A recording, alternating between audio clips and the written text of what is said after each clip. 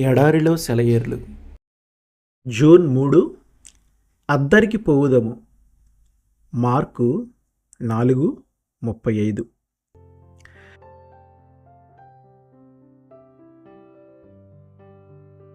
క్రీస్తు ఆజ్ఞ మేరకే మనం సముద్రాన్ని దాటుతున్నప్పటికీ తుఫానులు రావు అని అనుకోకూడదు.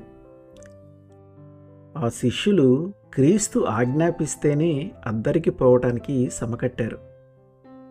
మహాప్రచండమైన తుఫాను వాళ్ళని చుట్టుముట్టి దాదాపు నావ బోల్తా కొట్టే వరకు వచ్చింది. అందుకని క్రీస్తుకి మొరపెట్టారు.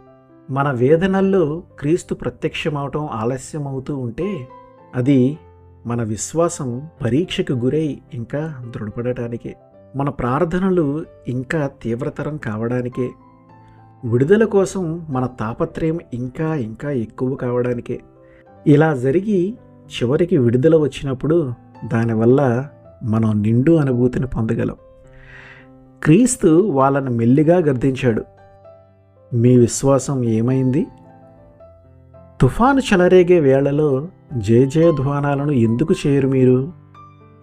జంజామారుతంతో ఎగసిపడే అలలలో అరిచి చెప్పలేకపోతున్నారెందుకు? ఓ గాలి, ఓ అలల్లారా, మీరు మాకేమీ హామీ చేయలేరు. క్రీస్తు మా పడవలో ఉన్నాడు. సూర్యుడు చక్కగా ప్రకాశిస్తూ ఉంటేనే మనుషులకి నమ్మిక ఉంటుంది. తుఫాను వస్తున్నప్పుడు నమ్మిక కలిగి ఉండటం కష్టం. నింగిని నేలని ఏకం చేసే పెను తుఫాను చెలరేగినప్పుడే మన విశ్వాసం ఏపాటిది అన్న పరీక్ష వస్తుంది. ఆ విశ్వాసాన్ని వమ్ము చేయకుండా ఉండేందుకు మన రక్షకుడు మనతో పాటు మన పడవలో ఉన్నాడు.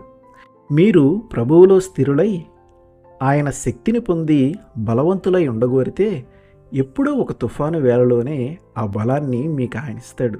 నా నావలో క్రీస్తు ఉంటే పరిహసిస్తాను గాలి వానను. అవతలి వైపుకు వెళదాం పదండి అన్నాడు క్రీస్తు. పదండి మధ్యలో మునిగిపోదాం అనలేదు కదా. ఆమేన్.